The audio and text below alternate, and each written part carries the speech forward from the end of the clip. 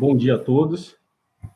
A gente fica muito feliz aqui de poder apresentar um pouquinho, né, do que está acontecendo lá dentro do SERPRO, um ambiente de serviço público, né?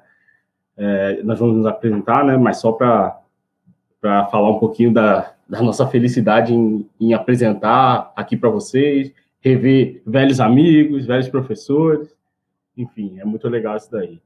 Mas, bom, meu nome é Alberto, eu estou aqui junto com o Daniel e nós vamos falar um pouquinho sobre usos e, na verdade, mais especificamente da adoção de NoSQL, né, em ambiente de serviço público. E aí nós vamos falar um pouquinho do nosso case com Redis e com Elasticsearch. Daniel, se apresenta, por favor. Bom dia, pessoal. Eu sou o Daniel, o pai do Bernardo, trabalho no SERPRO desde 2005, há 16 anos aí. Sou santista, nascido em Santos, torcedor do Santos, e atuo no sistema, os sistemas relacionados ao trânsito, né? Coloquei aqui alguns hobbies, né? Gosto de corrida, gosto de fotografia e novas tecnologias, né? No SERPRO a gente tenta explorar um pouco melhor essas tecnologias, aplicando aos sistemas, né? As soluções que a gente trabalha. Meu nome é Alberto Mariano, eu sou o pai do Gui da Mariana, trabalho no SERPRO desde 2011, eu também atuo nos sistemas relacionados ao trânsito, né? Gosto muito de projetos de games, de IoT, outras inovações. Minha matéria favorita na faculdade foi compiladores. Porque assim, para mim, especialmente, é um grande prazer aqui tá falando aqui, revendo amigos como o Otávio, como o Popete, o Ivan, o professor Oswaldo Requião, foi meu professor na faculdade, então, para mim, é especialmente legal falar com vocês e rever todas essas celebridades aí. Bom, apresentando um pouquinho do SERPRO, eu não sei se todo mundo conhece o SERPRO, principalmente os mais novos, né? Pessoal que ainda está na faculdade. O SERPRO é o Serviço Federal de Processamento de Dados, né? Nós temos como missão conectar governo e sociedade através de soluções digitais. O SERPRO não é tão conhecido, digamos assim, na grande mídia, né? Principalmente ao público mais jovem. Mas, por exemplo, para você que já faz declaração de imposto de renda, certamente você conhece o SERPRO, né? O SERPRO é a maior empresa pública da América Latina, né? E muita coisa de tecnologia acontece dentro do SERPRO. E para a gente, como serprianos, né, a gente gosta muito de falar para a comunidade de tecnologia para que vocês saibam o que está acontecendo aqui. Assim como a Nubank, a ZUP, essas empresas estão sempre fazendo eventos de tecnologia, a gente está sempre tentando participar desses eventos para que vocês saibam o que está acontecendo lá dentro. Vocês, como contribuintes, né, como pessoas do Brasil, e o SERPRO trabalha para o Brasil, como a nossa missão já fala, tem o direito, né, de saber o que está acontecendo dentro do SERPRO. E por isso a gente gosta, porque sempre que a gente vem conversar, a gente meio que desmistifica a imagem que as pessoas têm do serviço público. Falando um pouco mais do SERPRO, né, o SERPRO tem 56 anos, né, foi fundado em 1º de dezembro de 1964. Nós temos mais de 1.730 soluções em produção e talvez o dobro disso aí em desenvolvimento para entrar em fase final, enfim. E nós temos mais de 8.000 funcionários, né, dividido em 11 capitais. Brasília, Rio Grande do Sul, Salvador. Nós temos aqui em São Paulo, né? Nós temos muitos colaboradores aí, com todo tipo de tecnologia rolando dentro do SERPRO, com todo tipo de produto. Nós fazemos produtos para Receita, fazemos produtos para o Trânsito, que é o nosso case, né? Mas tem Receita, tem Ministério do Meio Ambiente, tem Ministério de Infraestrutura, todo tipo de case para o governo nós temos. Falando especificamente dos produtos da gente aqui, né, dos sistemas do trânsito, acho que a gente consegue dividir aí em 4 pilares, né? a parte de infrações, e aí o que são as infrações? Tudo relacionado à infração passa pela gente. Então, a gente faz a gestão das milhões de infrações de trânsito no país. E só por isso daí, eu acho que você já tem uma ideia do volume de dados que a gente está conversando aqui, né? A mesma coisa para veículos, né? Quantos veículos tem no nosso país, quantos veículos chegam importados, quantos emplacamentos a gente tem por dia, quantos emplacamentos a gente tem num ano, em 10 anos, transferências de veículos, enfim, troca de cor, sinistro, todo esse tipo de gestão nós fazemos lá nos sistemas do trânsito. Não é um sistema, são vários sistemas que compõem todas essas funcionalidades, né? A mesma coisa para condutores, né? Que é a gestão de condutores habilitados, quem tem CNH, pontuação, todo esse tipo de coisa, por favor, não fiquem bravos com a gente, né? Mas esses 3 primeiros aí são os que a gente chama de estruturantes, né? E esses 3 dão insumos para esse pilar número 4 aí, porque a gente tem uma série de APIs e sistemas com informações, né, desses veículos, desses condutores, dessas infrações, para prover inteligência estratégica no Brasil. Muitos de vocês que dirigem, acredito que tenham o aplicativo, por exemplo, da CDT, que é a Carteira Digital de Trânsito, que é um aplicativo que nós lançamos meados de 2019, se eu não me engano, e que digitalizou a sua CNH. Então, acredito, e agora também alguns outros documentos do veículo, né? Acredito que quem tenha esse documento, né? Esse documento é munido das informações desses sistemas estruturantes aí, e a gente aqui mantém ele no ar, né? E aí, falando um pouquinho de volumetria, né? Assim, como eu falei, essa palestra não trata exatamente de uma tecnologia ou dos resultados de uma tecnologia em si, mas da adoção, porque todos esses números que eu estou tentando passar para vocês é para que vocês vejam como foi adotar uma tecnologia, e isso pode ser a realidade de vocês, e a gente tem várias realidades dentro da nossa, né? Mas a realidade de vocês pode ser de uma empresa pequena, pode ser uma empresa média, grande, porte, mas que é possível fazer essa adoção de tecnologia. E com todo esse volume que eu estou tentando passar para vocês com relação ao certo, grandeza, tanto com relação ao tamanho de funcionários, quanto com relação ao tamanho de sistemas, para que vocês tenham uma ideia de como a gente fez para sair do tradicional e passar para tecnologias mais novas. E aí, uma dessas visões que a gente tem, né? Porque muito se fala nessas... Eu já assisti, eu participo do TDC, né? Não sei se vocês conseguem ver, ó, tem meu copinho aqui do TDC. Eu já participo do TDC, inclusive, junto com o Otávio, né? Desde 2018, se eu não me engano.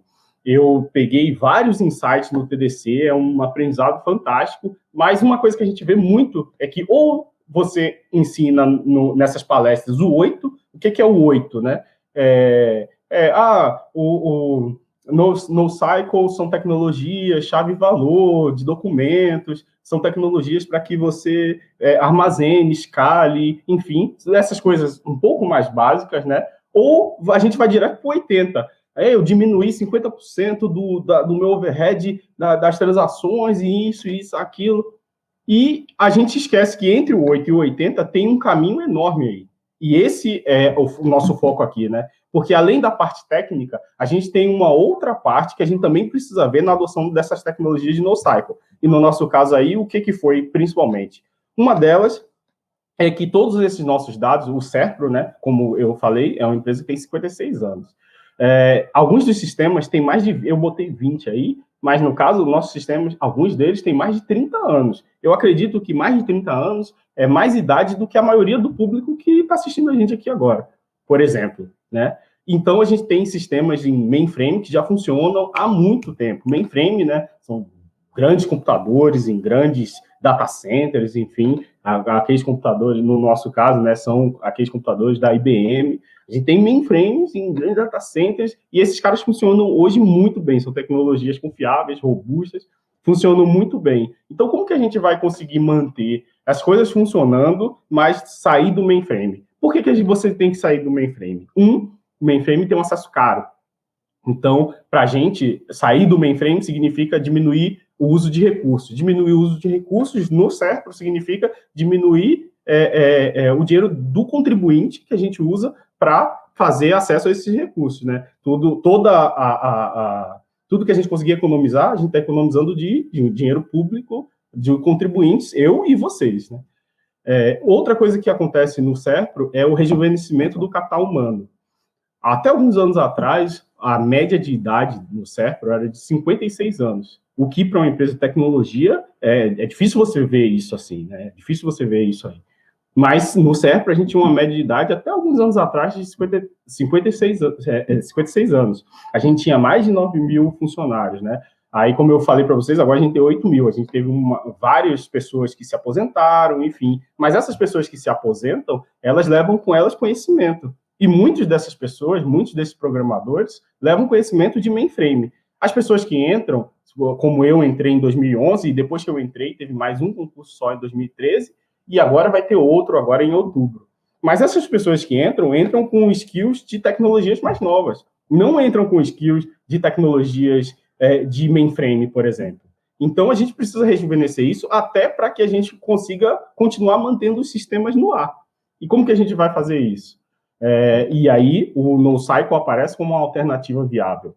Outra coisa que acontece é que a gente tem mudanças constantes. A gente precisa apresentar painéis, a gente precisa apresentar todo tipo de coisa, e painel para revista Veja, painel para Jornal Nacional, painel para isso, todo tipo de informação, de todo tipo de jeito diferente. E o mainframe, a gente tem lá os dados de uma maneira que atendia para aquela época, mas para hoje, a gente já tem muita dificuldade.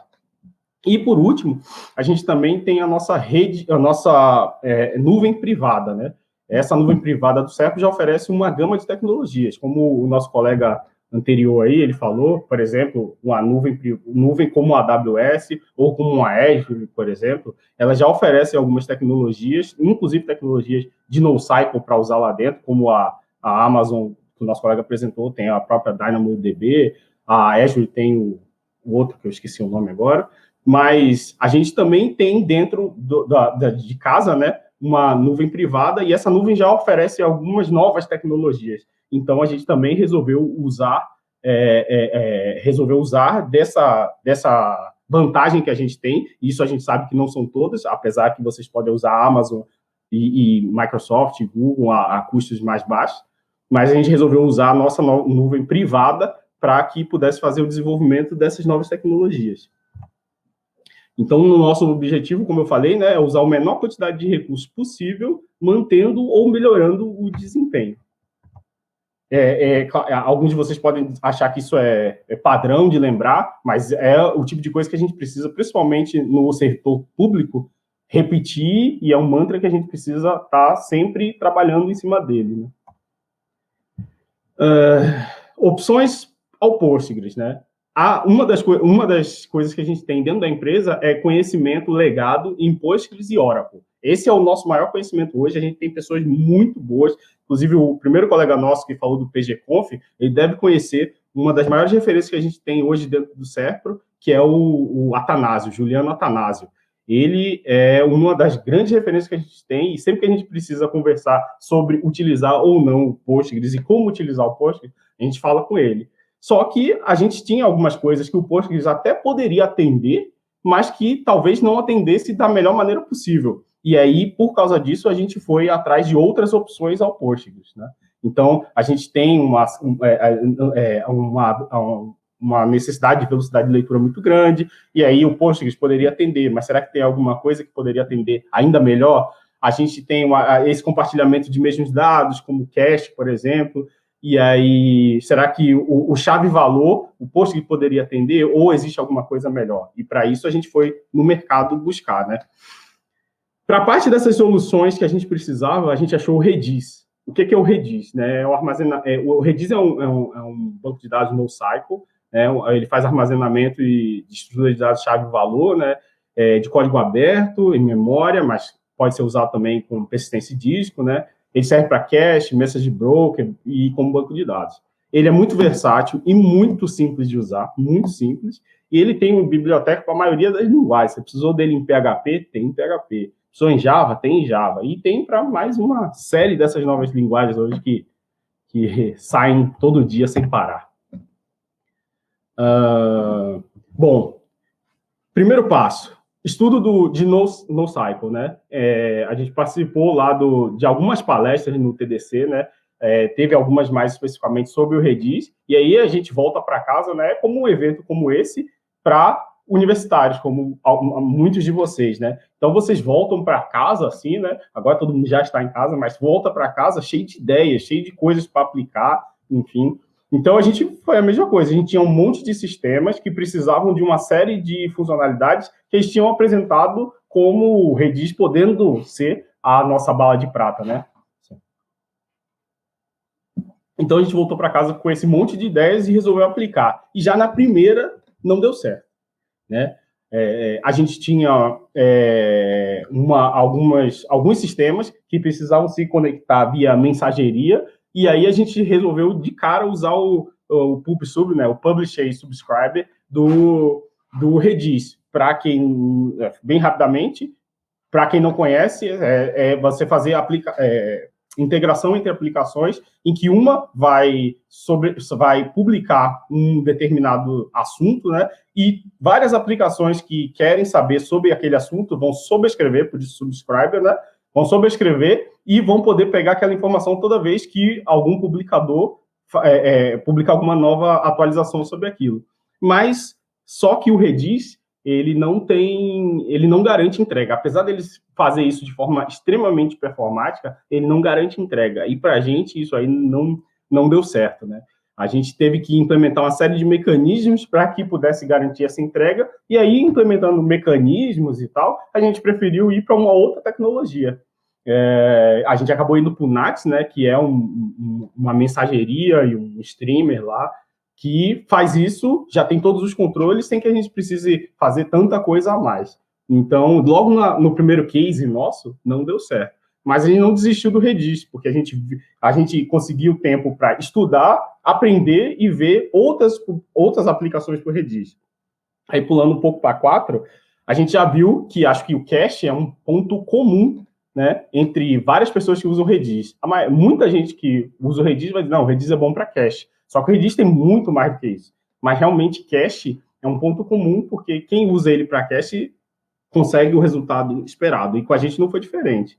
A gente tem alguns relatórios com milhares, milhões de dados lá, que a gente, graças ao cache do Redis com pré-processamento, agora a gente consegue dar esses relatórios lá num tempo muito melhor, né? E aí, esse foi um dos usos que a gente deu para o cache. A gente tem outros usos para o cache do Redis, que eu vou explicar um pouco mais na frente. E, por último, a gente também usa ele como ranking. Como assim como ranking?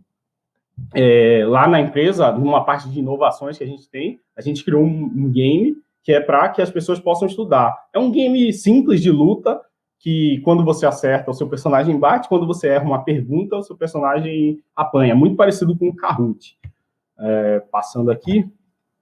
Esses são os nossos cases, né? E alguns dos cases que a gente usou o Redis. Como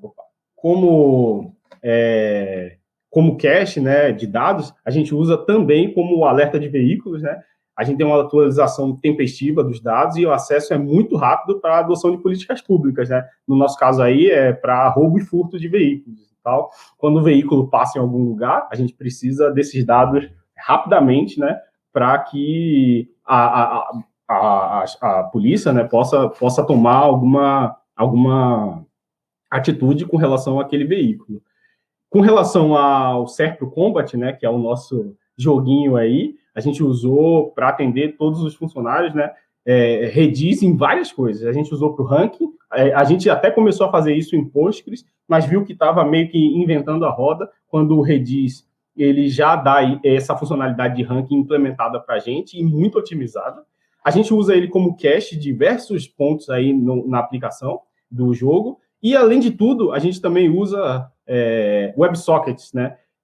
A gente usa WebSockets escaláveis com Redis, usando aí sim o publicador e o subscriber do Redis. E isso daí funcionou perfeitamente. A gente faz um multiplayer, né? Porque você pode jogar você contra o computador, ou você pode jogar contra uma outra pessoa. E jogando contra uma outra pessoa, a gente não queria usar aquele ponto comum dos jogos, né? Você tem o servidor A, servidor B, servidor C. Então, todo mundo que está no servidor A joga contra as pessoas que estão no servidor A. E aí tem o WebSocket para aquele cara. Aí tem o WebSocket para o servidor C. A gente não queria fazer isso. A gente queria escalar de acordo com a quantidade de pessoas jogando. E aí, o WebSocket, junto com o Redis, fazendo esse pub-sub, a gente conseguiu fazer isso. Então, a gente pode ter de A a Z lá, você entrar no A, no Z, e através dessa comunicação do Redis, a gente consegue fazer que o jogo não tenha nenhuma perda e ainda consegue fazer esse WebSocket escalar.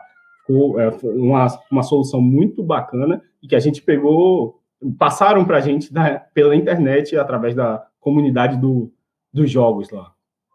E, por último, aqui, o outro case do Redis que funcionou para a gente também, é justamente esse pré-processamento de relatórios com milhares de registros que são colocados em cache, né? A gente trabalha com todos os DETRANs do Brasil, né?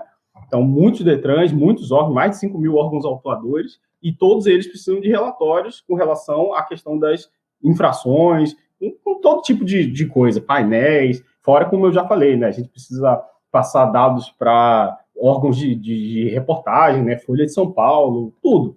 E aí, todos esses relatórios a gente tira a partir de pré-processamento que a gente já faz no Redis e passa para eles. Então, alguns desses caras que precisam de alguns relatórios, né, são os órgãos que estão, por exemplo, no SNE, e vários relatórios saem para os usuários da carteira digital de trânsito, né, também o contribuinte. Aprendizado. E aí, com toda essa experiência de adoção, e aí vocês puderam ver, né? Porque quando a gente for falar da próxima tecnologia, vocês vão ver que foi uma experiência completamente diferente dessa. Essa a gente conseguiu estudar, ver o valor, trazer para dentro de casa, errar e, a partir daí, acertar. Então, o que a gente aprendeu? A gente aprendeu que, apesar do alto desempenho, não tem garantia de entrega, né? E com pub-sub, né? E por isso precisa ser usado em ambientes bem controlados, né? Existem implementações que fazem esse controle dentro do Redis, né? A questão de fila ou de streaming, mas vale verificar algumas soluções no mercado, Kafka, tudo bem, às vezes pode ser muito grande para o que você precisa, mas é interessante porque pode te poupar algum tempo, né? Pelo volume, vocês precisam... a gente pode usar chaves pequenas, né, para fazer esse chave-valor do Redis. O valor pode ser string ou objetos REST, né? E uma das coisas que a gente aprendeu também, que compactar vale muito a pena, né? Essa questão dos alertas para roubo e furto, a gente viu que, em vez de a gente colocar o dado como ele é, como um string normal, a gente compactando ele, a gente diminuiu muito a questão dos recursos. E aí, novamente, eu volto naquilo, né? Diminui o recurso, diminui a quantidade de dinheiro público que a gente usa para pagar nossa nuvem, enfim. Então, a gente está sempre batendo nessa tecla. Mesmo que uma coisa funcione bem, a gente tenta otimizar aquilo, né? O estaleiro, muitas das configurações estão encapsuladas no estaleiro e tem uma estrutura dessa, assim, de nuvem privada garantindo a estabilidade. Facilita muito o trabalho, mas não necessariamente... no nosso caso, que tem aquela coisa da soberania nacional, a gente precisa de uma nuvem privada, mas para quem usa a Amazon, nosso colega, mais uma vez, falo, ele passou para a gente coisas que aquela questão do particionamento, que a Amazon já faz isso para você, você não precisa se preocupar com aquilo, você só precisa se preocupar com aquilo no nível de programação, né? Então, isso facilita bastante o trabalho, né? Sem a gente ter que voltar, né, criar máquina, mesmo com o Docker, né? Mas criar máquina, enfim, tudo isso. E cache, né? Cache é o ponto comum, é muito performático, é extremamente performático. A gente usa Spring Boot em muitas aplicações. E Spring Boot tem implementações extremamente simples, com uma série de exemplos na internet, né? Para que você possa, a partir daí, fazer a sua implementação. E, se você procurar pela internet, tem vários cases do iFood, case do Via Varejo, até com essa parte de compactação, vários cases de e-commerce que a gente ouviu falar, por exemplo,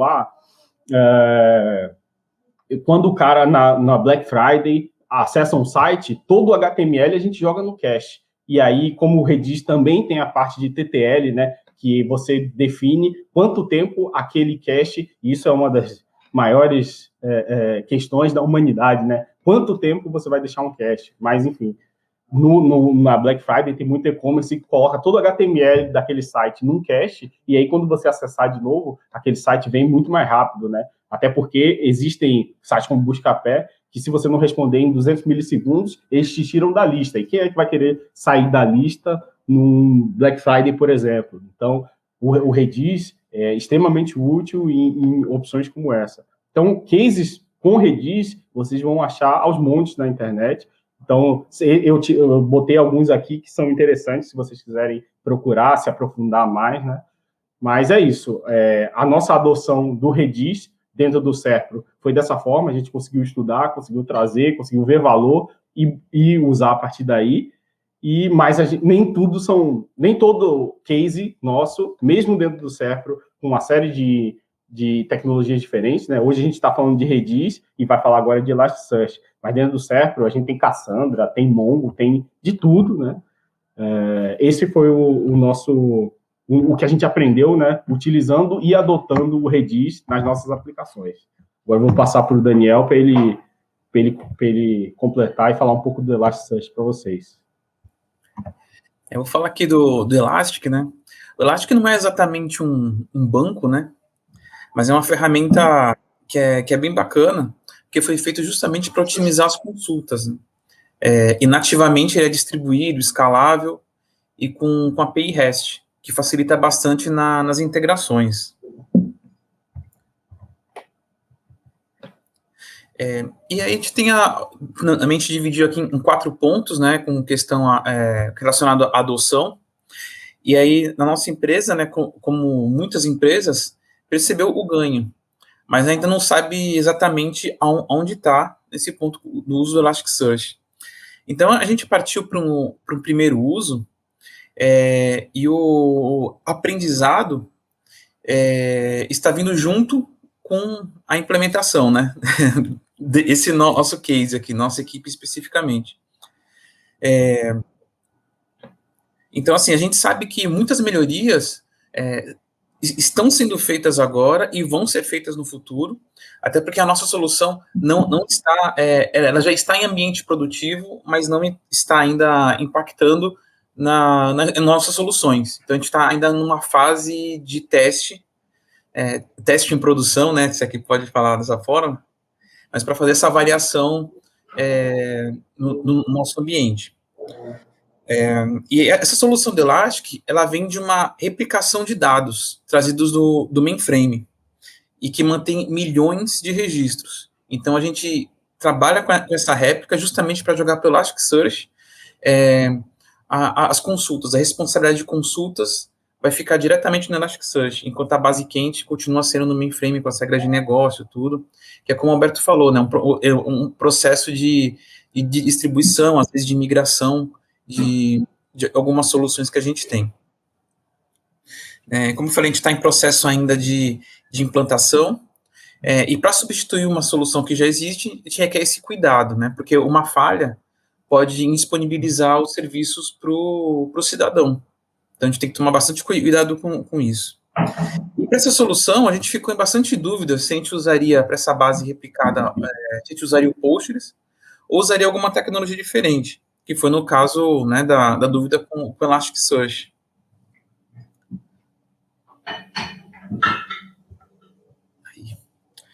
Então, assim, dessas duas opções que a gente teve, né, a gente como a gente poderia usar o Postgres para manter uma certa liberdade do conjunto de dados, né, do conteúdo?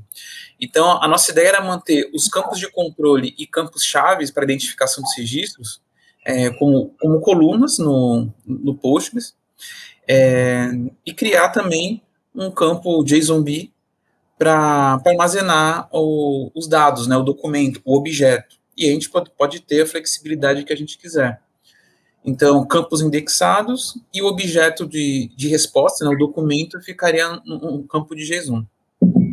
A opção do Elastic justamente porque ele já tem uma arquitetura voltada para essa necessidade e ele já fornece APIs REST para integração. Isso facilita bastante. E para nós, assim, o Postgres seria mais confortável pelo conhecimento já da equipe, né? E o Elastic a gente teria que ter esse processo de aprendizado. E a escolha acabou sendo pelas características nativas do Elastic e também pelo direcionamento que a empresa, né, por causa de algumas soluções já adotadas, que já estavam sendo adotadas, né, indicação de áreas de suporte, né, especialista, para essa necessidade, eles indicaram o Elastic. Como a gente estava na dúvida dessas duas soluções, a gente acabou seguindo o direcionamento que foi dado.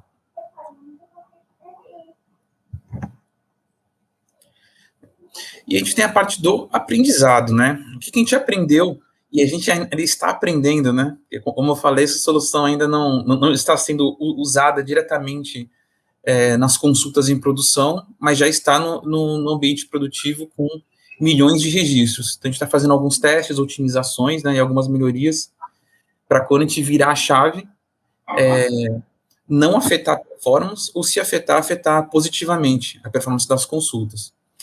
Então, basicamente, a solução é a réplica de uma base bem volumosa, né, a fim de fazer essa separação da base de atualização e a base de consulta. E aí a gente verificou que tem alguns problemas que a gente pode resolver, pode melhorar, que é mexer no tempo de reindexação, né, do Elastic. Esse tempo pode afetar a performance, então a gente está tentando dar uma tunada, que o tempo é para o padrão de 1 segundo, quando tem atualização, e a gente pode aumentar esse tempo, colocar 10 segundos, sei lá, 20 segundos. Isso pode melhorar a performance durante as consultas, porque sempre que você faz a reindexação, ele pode perder a performance.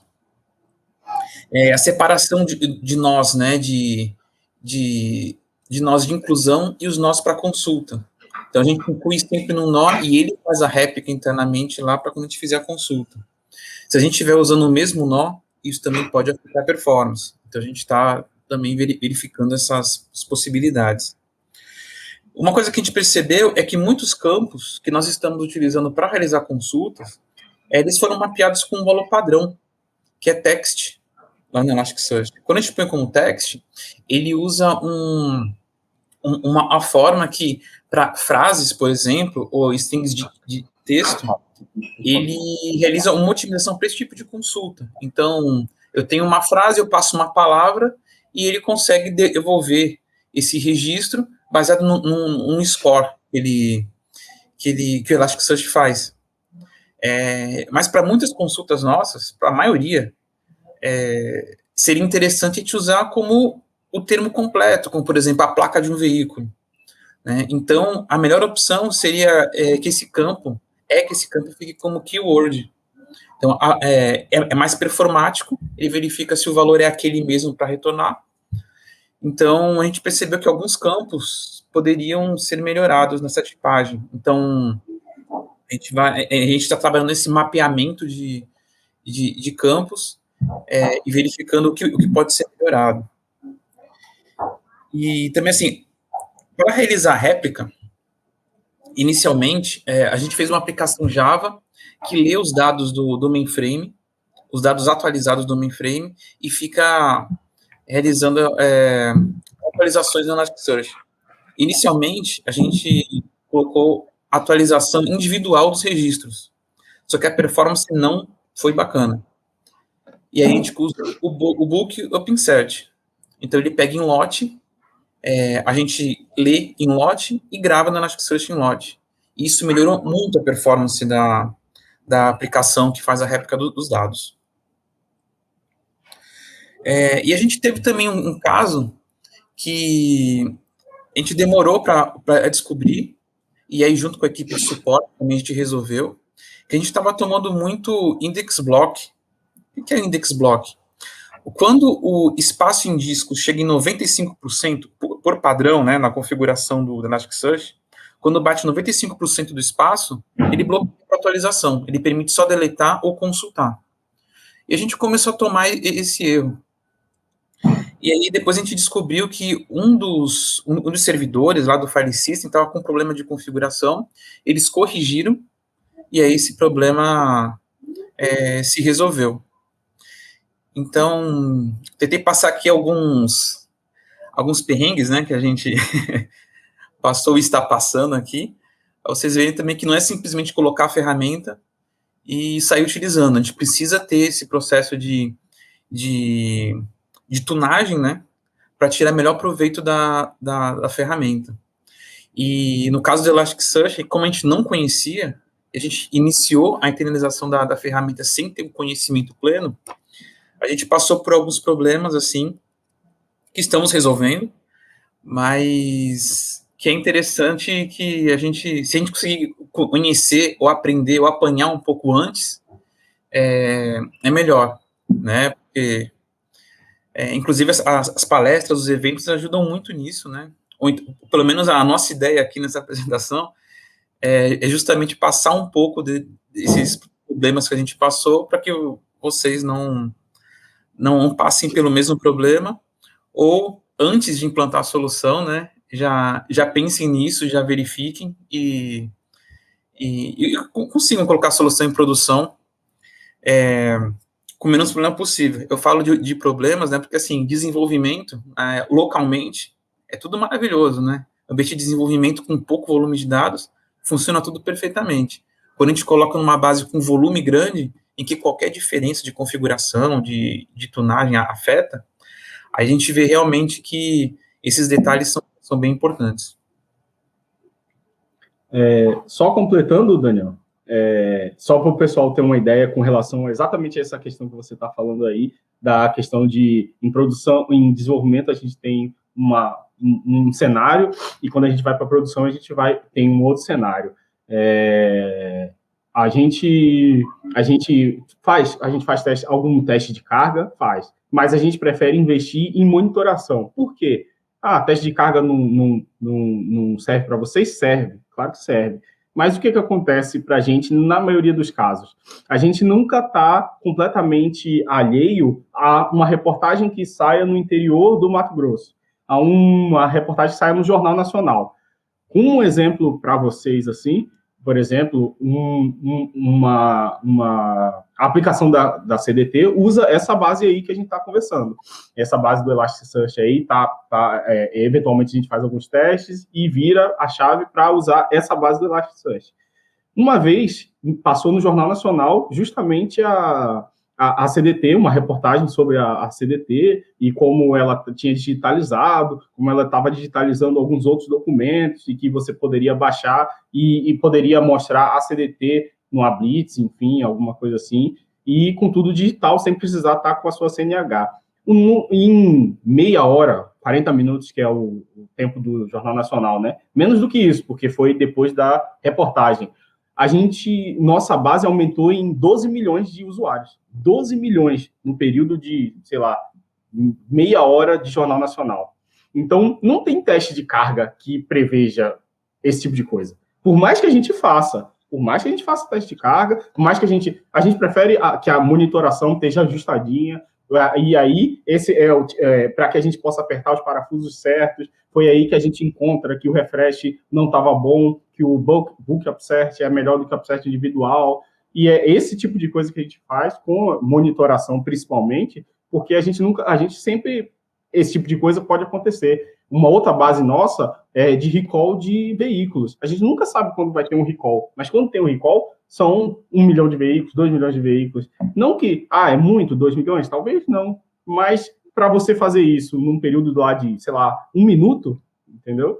Esse é o tipo de coisa que a gente passa, mas que a gente prefere investir, e que até é um aprendizado também, né? A gente investe bastante em monitoração para que a gente nunca fique cego em relação a esse tipo de acontecimento, né? Acho que vale ressaltar isso daí. São picos de acesso, né, que a gente tem que estar preparado para poder atender, né? Exatamente. E aí a gente queria passar também falar sobre o MongoDB, um não case. No caso do MongoDB, ele trata da seguinte forma, né? A gente estava em dúvida de uma solução, vamos usar o Postgres ou vamos usar o Mongo? A gente queria usar o MongoDB, mas também a gente não conhecia a ponto de colocar uma aplicação crítica em produção. A gente não tinha conhecimento, não tinha segurança, né, para colocar. A gente faz algumas pesquisas, faz alguns testes, tudo, mas para colocar a solução em produção, a gente tinha algumas inseguranças, e aí conversando com os especialistas, né, da empresa, área de suporte, o pessoal que conhece bastante o Postgres também, inclusive para poder fazer essa comparação, né, rolou basicamente uma entrevista, né, que ajudou bastante nessa escolha, né. E aí a gente vê, né, existe validação de consistência, uso grande das transações, o dado se encaixa bem no modelo normalizado, o dado não é um objeto, não existem premissas de velocidade de escrita ou de leitura, aproveitar o autoconhecimento da equipe de suporte e da nossa própria equipe, né, que já tinha, por ser uma aplicação crítica. O esquema de dados, ele é estável ou ele é mutável? Então, foram algumas perguntas que foram feitas, e quando a gente respondeu com relação a essa solução que a gente estava dando, ponderando, né, todas essas considerações, né, de criticidade, de estabilidade dos dados, de conhecimento do time e até do suporte da empresa, a gente acabou por escolher manter a solução no Postgres. Então, por isso que a gente colocou MongoDB, não case, né? Mas foi interessante porque a gente passou por essa entrevista e isso ajudou bastante a gente a direcionar a solução. E a gente viu que compensaria continuar utilizando o Post. A gente escolheu ser um pouco mais pé no chão para essa solução. Bom, e aí acho que a gente termina assim, né? Aqui tá alguns contatos, né? Do Alberto e meu. Quem quiser ter contato com a gente, no QR Code tá o nosso link aqui pro LinkedIn. E a gente fica à disposição aí para tirar algumas dúvidas aí, alguma curiosidade de vocês também.